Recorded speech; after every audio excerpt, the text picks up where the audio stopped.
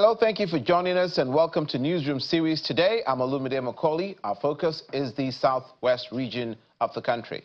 We'll begin with the south, however, where the political landscape in Rivers State has taken a dramatic turn as the Speaker of the Rivers State House of Assembly, Martin Amaewhule, officially transmitted letters of allegations of gross misconduct against Governor Similaye Fubara and his deputy, Professor Ngozi Odu.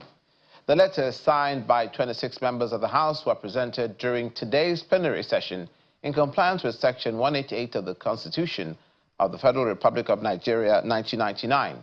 The allegations, which outline 5 specific instances of gross misconduct, were detailed in separate notices addressed to both the governor and the deputy governor.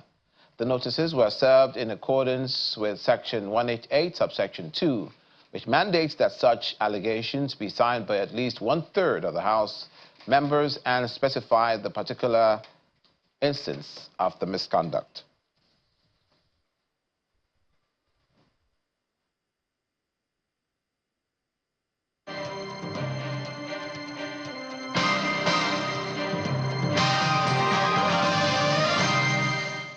A federal high court sitting in Lagos on Monday ordered that the former chairman of First Bank of Nigeria PLC, Oba Tudeko, and a former managing director of the bank, Bisi Onasonya, be arraigned on an allegation of 12.3 billion naira fraud.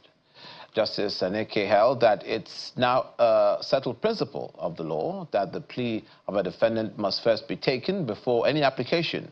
After the ruling, counsel to Oba Tudeko, Senior Advocate of Nigeria, Chief Wale Olanipekun, then informed the court that parties were exploring settlement and a peaceful resolution. He told the court that on March 12th, counsel to all parties, including the prosecution, had met with the Attorney General of the Federation and talks were ongoing to arrive at a peaceful settlement of the case, urging the court to adjourn for a report of settlement. Other defense counsel confirmed the position to the court. In reaction to this, counsel of the prosecution, Bilikisu Buhari Bala, asked the court to adjourn for either arraignment or reported settlement. Justice Aneke ruled on the latter. Industry players, budding entrepreneurs, amongst others, have admonished government at all levels of development to prioritize research and development standardization of made-in-Nigeria goods, as well as leveraging on automation, artificial intelligence towards revamping the nation's economy through local manufacturing. They made the call in Abeokuta, the Ogun State capital, during a one-day focus group engagement organized by the National Agency for Science and Engineering Infrastructure as part of initiatives to promote made-in-Nigeria products, manufacturing, and driving technology innovation. The event brought together innovators and policymakers with a view towards discussing the challenges, opportunities, and policy interventions required to accelerate the adoption and competitiveness of made-in-Nigeria product. This is the Ogun State Focus Group engagement of the National Agency for Science and Engineering Infrastructure, NASENI, which attracts manufacturers, budding entrepreneurs, innovators, experts in various industries. It serves as a strategic platform to connect key stakeholders in the industrial, trade, and technology ecosystems, fostering policies and partnerships that will enhance Nigeria's self-reliance, industrial growth, and economic sustainability. This session is aimed at strengthening public-private collaboration by engaging policymakers, businesses, and industry leaders to shape policies that encourage local manufacturing. That we should please patronize made-in-Nigerian products and goods. Yes, I know there's this stigma of them being it's being substandard, but I believe many of them are actually produced properly, and up to standard. Especially with the various agencies working together to ensure, something like SUN, ensuring proper standards of goods. And so I believe we have a lot of good made-in-Nigerian products, goods, which can definitely help patronize, help the economy, rather than relying on foreign goods, yes. Participants identify some of the challenges affecting production of made-in-Nigeria goods, such as scarce foreign exchange, inconsistent power supply, and multiple taxation, which urgently need to be addressed. Government will have to produce or provide the basic for production. And that means encouraging, putting up so many companies or creating space. You know, in the olden days, we have industrial estates. We have several clusters of companies that come together. So we always share our burdens, and there are several advantages we can have and benefit from each other when we are together in the cluster. Naseni is poised to change the narrative. And that narrative has to change because Nigeria has to industrialize. For you to grow as a country, you really have to be a manufacturing giant. And that's the secret behind the growth of the Southeast Asian countries. And that is what we want to do in Nigeria. And that's why this focus group is a nationwide thing. We've been to all the other states. Now today is Ogun State, and from here we're going to other states. And I think the feedback from Ogun has been very great. The head of products and marketing of the Nigeria Export Promotion Council's Ogun State office calls for attitudinal change among Nigerians towards locally made goods.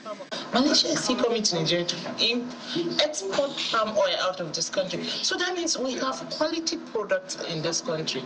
But sometimes we need to look at how do we look at our products. It's made in Nigeria. No, I don't want made in Nigeria. Then how do we grow the economy?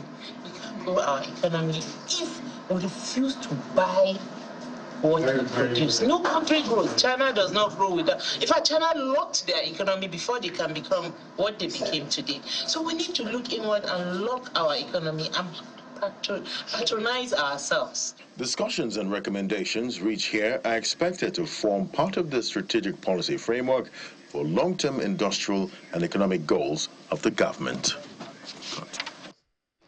Ondo State Governor Lucky Aiyedatiwa has approved the employment of 1,100 teachers in the public primary schools by the Ondo State Universal Basic Education Board. The Chief Press Secretary to the Governor made this disclosure in a news statement in Akure, the state capital. According to the statement, Governor Aiyedatiwa had expressed determination to fill all the vacant teaching staff positions to combat acute shortage in public schools in the state. The state governor had recently employed 1,010 new teachers for public secondary schools, bringing the total number of newly recruited teachers in the state to 2,110. Reacting to the development, the executive chairman of Otsubeb commended the governor for approving the recruitment aimed at addressing the gaps and shortfalls created by workers leaving the public service.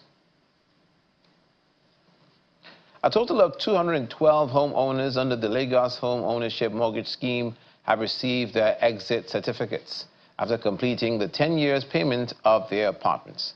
The general manager of the Lagos State Mortgage Board, Mr. Bayowa Forsyth, who presented the exit certificates to the beneficiaries, says the state government remains committed to the provision of affordable homes. He also urged others to take advantage of the Lagos State Rent-to-Own scheme and become a homeowner. It's the second edition of the exit certificate ceremony for mortgagors of Lagos Home Ownership Mortgage Scheme. The event marks the completion of their 10-year mortgage tenure, and the beneficiaries are here at Necker House, Alasa Ikeja, for apartment documents. The Lagos State Home Ownership Mortgage Scheme, well known as Lagos Homes, is spread across the 5 divisions of the state and has been in existence for over 2 decades, with an intention by the state governments to reduce housing deficit in Lagos. The general manager of the Lagos State Mortgage Board, Mr. Bayowa Forsyth, who is overseeing the mortgage scheme, commends the homeowners for their prompt payments and assures those who are yet to benefit from the scheme of more allocation before the end of the year. Permit me to appreciate the President of Nigeria, President Bola Ahmed Tinubu, who came up with the Lagos Master Plan during his administration as executive governor of Lagos State between 1999 and 2007. His initiative of housing for all gave birth to what we are all enjoying today. A repayment for an apartment in a Sir Michael Otedola scheme, Odoragushi Ekpe, is as low as 15,000 naira per month. Oh, yes. You want to give us a round of applause? Yeah, we sold that apartment, the room and parlor, for 1.5 million. You couldn't have got it anywhere. Yes. And the repayments was 15,000. I remember the equity contribution then was 75,000 naira. Yes. Nowhere in Nigeria would you get something like this. Partners of the Lagos State Mortgage Board in charge of insurance payment, as well as the state agency who provides mortgage for property, ladder, encourage the people to continue with insurance payments. But now that you are done with the payment, it's going to, I will still advise you that you should still continue with the insurance, because the importance of insurance on schemes like this cannot be overemphasized. At LBIC, we were partners with LMB on this journey. We are the mortgage, we are the CBN licensed mortgage institution that facilitated the mortgage process for LMB. That was how we became involved. And so we are dealing with you every step of the way. Some of the beneficiaries, including a Channel television staff, Shola Shuyele, could not hide their excitement for the successful journey of the payment completion. And what started as a joke through a friend is now a reality today. And I want to especially thank myself and my family for taking that decision, because some of the people that we all got that information from are still paying rent today. I want to thank the management for helping us, for the words of encouragement, for always reaching out even when we were faltering. And I also want to thank the governor for sticking with this. I mean, I remember that when we took the ballot, it was during Governor Fashola's term. And if this governor had not stuck with this, we wouldn't be here now. I'm grateful for this because, I mean, I never thought I was going to own a home at the point when I was making that declaration that I'm not going to pay rent again. And it happened, and I'm glad that Lagos was part of this journey. 212 homeowners from Muftao, Olatunji Hamzat Ilupeju scheme, Anthony Nahara Lagos Homes, Adeton and Olaiton Mustafa Ojokoro scheme, as well as Surulere Lagos Homes, have all received their exit certificates and are now proud owners of their property, made possible through the Lagos State Housing Initiative. The Lagos State government has reaffirmed its commitment to patient safety and quality healthcare delivery. The special advisor on health for the state, Dr. Kemi Ogunyemi, who made this comment at a one-day training for nurses on safe blood transfusion practices, says nurses play a pivotal role in blood transfusion and must be trained regularly to ensure that the right blood is given to the right patient.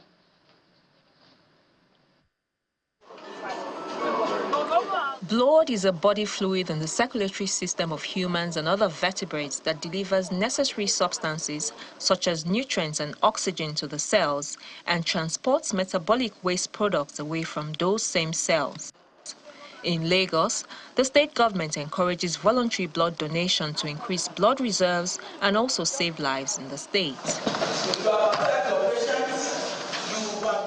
As part of efforts to ensure patient safety, the state government is holding a one-day structural training for nurses at the Lagos Chamber of Commerce and Industry Conference Center, Alausa, on safe blood transfusion practices for over 110 nurses from public and private hospitals across the state. Beyond today's training, we are committed to empowering you and equipping you with the necessary skills to become leaders in transfusion practice. I must say that it is time for our nurses to specialize as transfusion practitioners, ensuring that our healthcare system has trained experts who can oversee safe blood administration, transfusion reaction management, and implementation of policies. One of the senior nurses in the house encourages her colleagues to ensure safety while carrying out blood transfusion. The objective of this training is that at the end of this section, all of us here, including my own self, I should be able to understand the ethical legal considerations in blood transfusion. Utilize the nursing process because we are here to ensure safety in managing a patient safely and efficiently before, during, and after transfusion. Identify the safety standards and protocols in blood transfusion. Because you are all nurses, I'm assuming they're all nurses, right? The State Special Advisor on Health, Dr. Kemi Oguyemi, emphasized the necessity of adherence to blood transfusion policies within healthcare institutions. It takes 2 people to transfuse blood. Am I right? Because of the importance of ensuring that it is the right type of blood for the right type of patient with the right type of genotype, type, whatever, in the right place, in the right way. All the rights that you can think of goes into blood transfusion. One thing you're going to gain from here, none of you should give blood without seeing the policy in your institution. Go and ask for it. Go and tell your Apex nurses, I was told by the SA that I must see the policy. While the Lagos State government reassures nurses of the government's commitment to supporting healthcare workers, the nurses have been charged to uphold best practices in their respective healthcare facilities. The Ogun State government and the federal government have emphasized the need for a multi-sectoral approach and genuine commitment from all levels of government to significantly reduce avoidable deaths as well as maternal and newborn mortality rates in the country. The call to action was made during a 5-day workshop on innovative strategies for reducing maternal and newborn maternal health in Abeokuta, the state capital.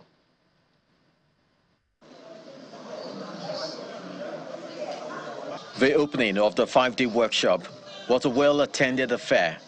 Deputy Governor Noimo Tsalako Yedele, representing her boss, joined a gathering that included the Minister of Health, representatives from development partners, state government officials, and many health practitioners who are invested in this important issue.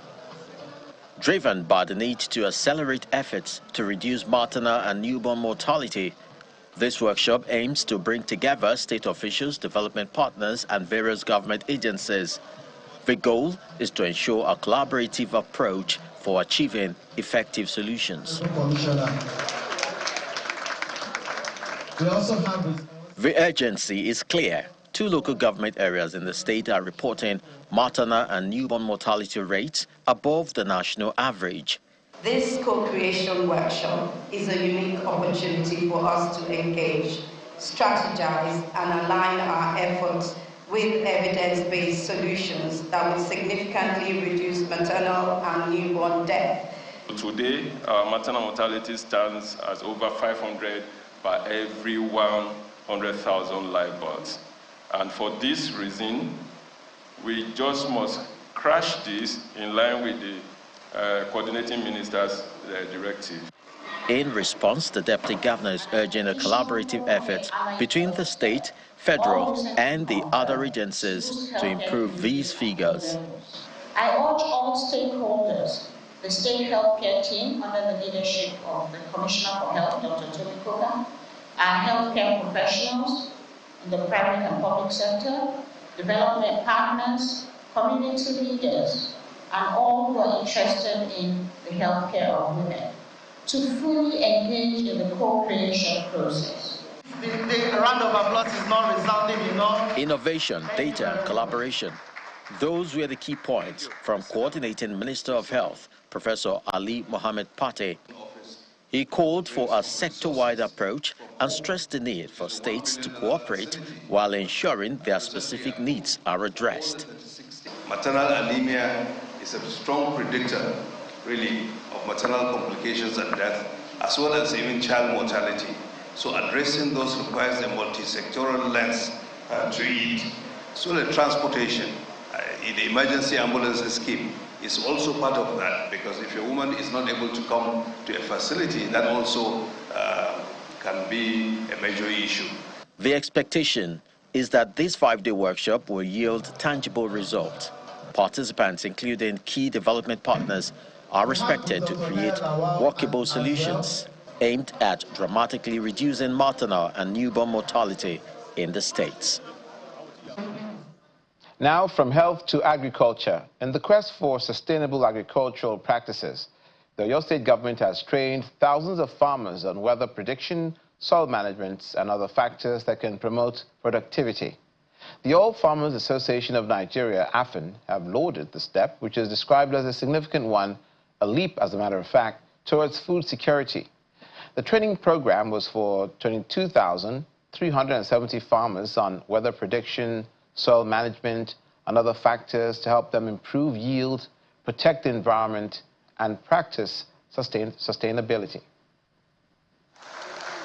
The Oyo State government, through the Ministry of Agriculture and Rural Development, recently organized training programs for over 22,000 farmers on NIMET weather predictions, soil management, and other factors that affect agricultural practice. It was put together to guide farmers on the planting season and how to navigate climatic conditions according to predictions released by the Nigerian Meteorological Agency. Today's sensitization on weather forecasting marks the commencement of another agricultural planting season. Our objective is to equip our farmers with essential knowledge regarding weather predictions that will significantly influence agricultural production throughout the state, thereby ensuring they are well prepared for a productive planting season. Lead scientist with the International Institute of Tropical Agriculture, IITA, Professor Morufat Balogun, says the predictions by NIMET are reliable, noting that those of 2024 were 95% accurate. Farmers should not hurry to plant with the first rains. They should wait a little until April, where the rains will be more steady, and that length can extend until November. They will have some cessation in between, and to prepare for that, they should have backup water supply, like moisture control, mulching, having some water reservoir which they will water with, and to be in constant touch with NIMET. Meanwhile, chairman of the All Farmers Association of Nigeria, Oyo State chapter, is optimistic of a positive impact on farmers and their output. Today's program is very important, useful, and we are happy that the government is organizing this kind of a program for us, because it gives us the knowledge of how the ecology of our environment are. With the help of the science, the NIMET, they were able to forecast plus or minus 5 days that the rain will fall at so period. We will have rain break. That is, and we will have the rain break at a so period, while the rain will continue at a so period. Farmers are using that to make their plan. We are planning towards that in order to have the best farm produce at the end of the day. It's also expected that the predictions will help investors in commercial farming, as results will be uploaded on state's website to get knowledge on the situation of the soil in different areas. And finally, in the quest to achieve a safe and secure state where residents can earn livelihoods without any hindrance, the new Commissioner of Police in Oyo State, Johnson Adenola, has promised to ensure zero tolerance to crime as he scales up measures to rid the state of crime. The police boss noted that the Oyo State Command will leverage on intelligence gathering, technology, and other strategic means of monitoring criminal activities in the state. Mr. Adenola made this known while addressing newsmen at the command's headquarters in Ibadan. He emphasized that there will be strict discipline within the force that will uphold the rule of law, enhance police capacity through training, and embrace technology-driven policing. Let me use this opportunity to assure the people of Oyo State that with your continuing support and cooperation, the State Police Command, under my leadership, will adopt a zero-tolerance approach to criminal activities. We will proactively identify, isolate, and bring to justice those who threaten the peace and security of our communities, ensuring that they face the full force of the law. In doing this, we shall be intentional, decisive, and firm. As we begin this collaborative journey together, I'm delighted to introduce our strategic action plan, a comprehensive roadmap for enhancing security across Oyo State. Our mission is to guarantee the safety and security of all citizens, uphold the rule of law, and create an environment conducive to economic growth and prosperity for every resident of the state. These action plans are, firstly, strict discipline at all policing level. You will all agree with me that discipline is the bedrock of any effective law enforcement agency. And that's it, our Newsroom series today. Thank you for watching. I'm Illuminating.